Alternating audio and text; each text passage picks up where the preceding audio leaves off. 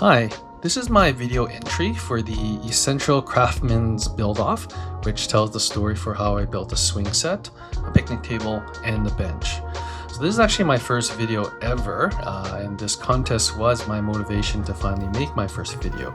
So the quality of the video lacks a bit of polish, but I hope the quality of the story makes up for it.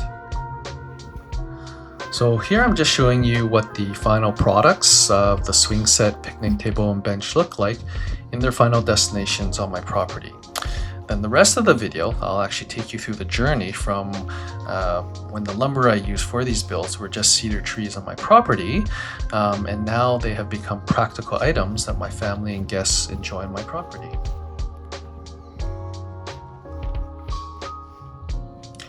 The journey actually begins when I purchased my cottage, and unfortunately due to years of neglect, the property was overgrown and, as you can see from these images, very dark and uninviting.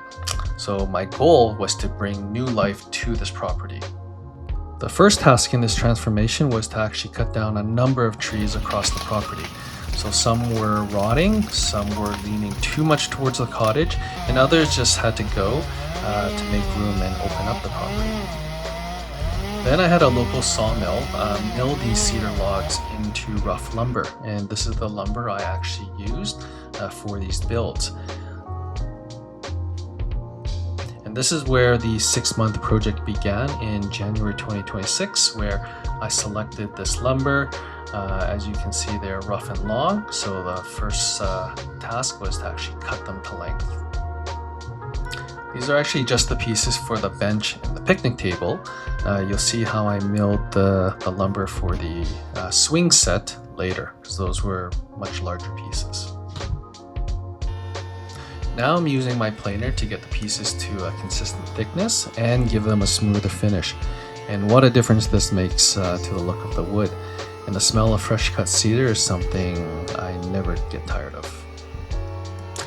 I don't have a jointer, so I didn't joint these boards before planing, but since the lumber was professionally milled, essentially the lumber was flat enough to plane. But next you'll see how I also was able to square all the sides on these boards. Here I'm setting up my track saw to rip a straight edge. So I'm essentially using the flat side that I just planed as the reference side, and then ripping the side at a right angle to that. And I did this with all the boards, so it took a little while, and all of them were at least 8 feet long, so it took a little while, but in the end I had 2 surfaces that were flat and at a right angle to each other.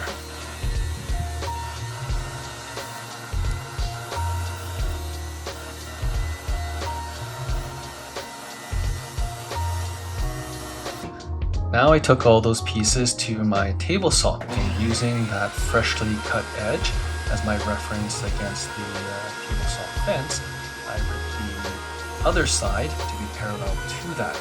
So now, after I do this with all the boards, I essentially have 4 flat sides that are square to each other.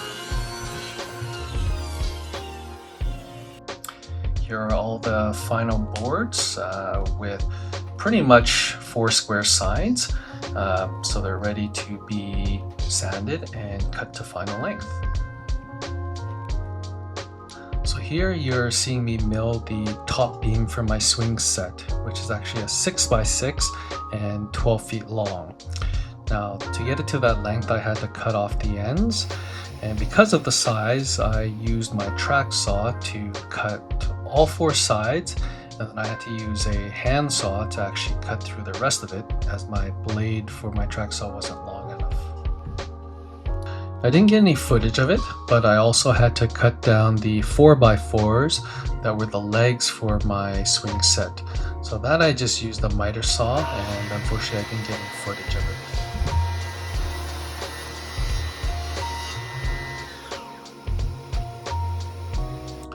Due to the size of the 6x6 beam, I couldn't put it through my planer, so to get a flat surface, I had to use my sander.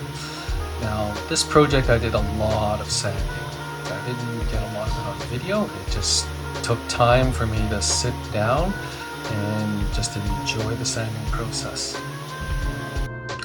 After sanding my 6x6 beam, I had to cut out notches so that the metal brackets that I bought to assemble my swing set could actually fit. Though I didn't show it, I also had to cut out notches for my 4x4 beams so they could fit the metal bracket as well. And here you see the rest of the pieces all cut to length and ready for staining. I decided to use spar urethane to stain my furniture, but one consideration is for my bench, I wanted to put the frame together with dominoes and glue, and spar urethane and glue do not mix well, so I had to actually put together the frame first, then stain it. So here's just some footage of me using my domino to assemble and glue together my bench frame. Once that was done, I actually dry fit the bench and the picnic table together using clamps so I could see how they would look before starting the staining process. I had to wait a few weeks for the weather to warm up because, as you can see, there are a lot of pieces, so I had to spray them outside.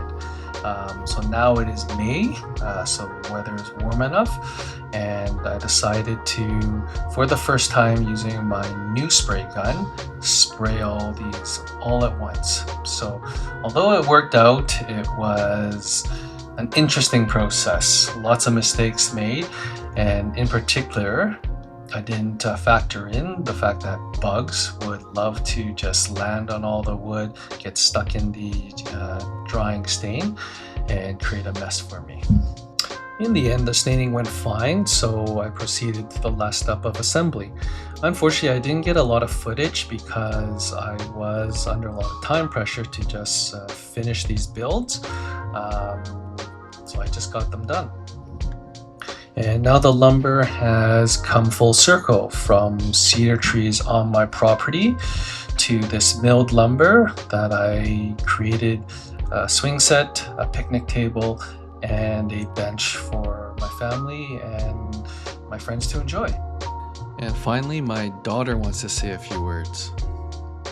I hope you liked my dad's video and please pick it to be the winner. Thank you.